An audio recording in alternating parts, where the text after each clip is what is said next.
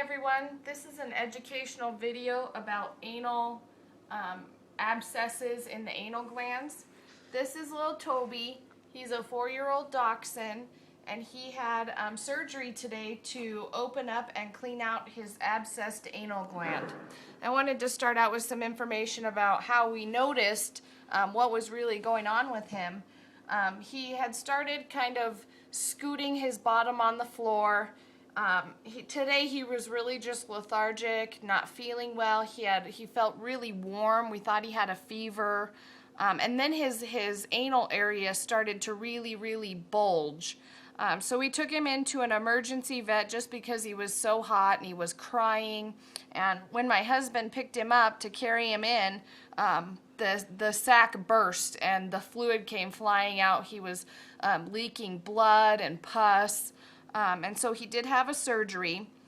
For some of you that don't know, all dogs have anal sacs and anal glands in that area. It's kind of used for scenting their stool so that they're able to find each other, just as like a skunk would. It does stink. It has foul odor. And sometimes the glands and the ducts in the anal area become clogged, and so they're not able to secrete that fluid, which was what happened with him. So he did have the surgery. Unfortunately, the infection was so bad that they had to leave the gland area open after they used the scalpel to cut it open and clean it out. So he does have a little bit of a wound on his bottom that we have to be taking care of. He is continuing to leak fluid and blood from that area, which is normal. They did have to sedate him, poor little guy, in order to do this procedure, which they cleaned it out with fluids and they cleaned out all the infection. He is on antibiotics now and pain medication because that area is so painful for these animals. Before we took him in, he just was crying and moaning and just couldn't sit still. It was really awful to watch him go through that. Part of the treatment of the wound area is that we have to keep it clean and we have to wipe that area and get all the infection out. He's on antibiotics once a day for 5 days. And this also can become a chronic problem for these types of dogs. Unfortunately, this is the first time that we've had any problems with this or have had any issues whatsoever. So it really came as quite a shock when we learned of what was really going on with them. So I kind of want to show you the area that we need to take a look at. We have it covered because he is leaking so much. Let me get a flashlight. And if this is an emergency for your animal, you do need to take them into you need to take them to an emergency clinic. Yeah. We ended up having to take them to a 24-hour emergency vet. The area, come in closer. Oh, poor little guy. See, he's just not happy. Okay. If you can see, the area down here is very red. I don't need a flashlight. Very swollen.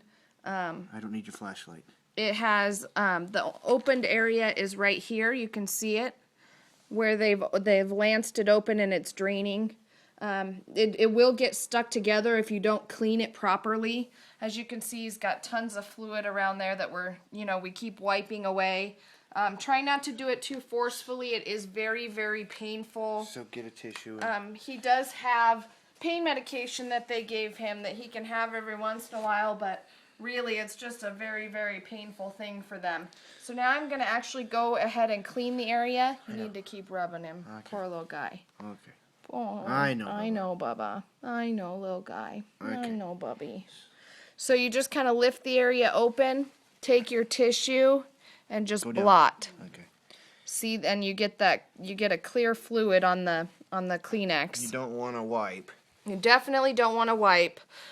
We've just been kind of, I know. Okay. Got to keep it clean, but you just want to wipe the area, just dab, a little bit of pressure, and then throw the tissue away. They said that we're keeping it covered just because, we don't want it leaking all over the place. He did have to be sedated for the procedure, and he's a little groggy tonight and a little upset. You will have a follow-up appointment within a week to a week and a half afterwards. This can become a chronic problem, so we'll have to see what happens with him in the future if he needs to have them expressed. The best thing is the minute you see your dog starting to scoot or having problems, you know, going to the bathroom or biting at your rear end, biting at the rear end, you need to take them in immediately. Because it can, I mean, this really, it only developed over about 4 or 5 hours to where his whole rear end was red, inflamed, and swollen. Puffy, real puffy. It was really, really swollen and red. And he kept trying to bite at it and eat at it to try and get him to open up. So it's something that you definitely want to keep in mind, that it's not something that you can not take care of. You have to take the animal into an emergency clinic to get the animal what it needs to have for that situation that we talked about. So other than that, hopefully he'll recover. We'll keep you posted. We're going to do a video tomorrow and over the next couple of days just to show how his recovery is going and what you can expect.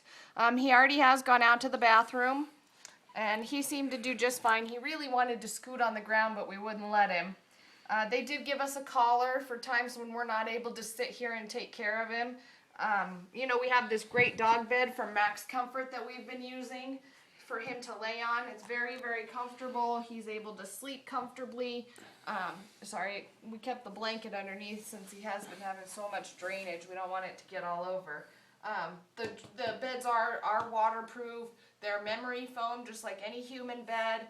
And our big dog is the reason why we have it, because she also has some hip problems, and it's worked out great for her. So if you're looking for a good dog bed, check out Max Comfort. Other than that, see you in the next video. Thank you.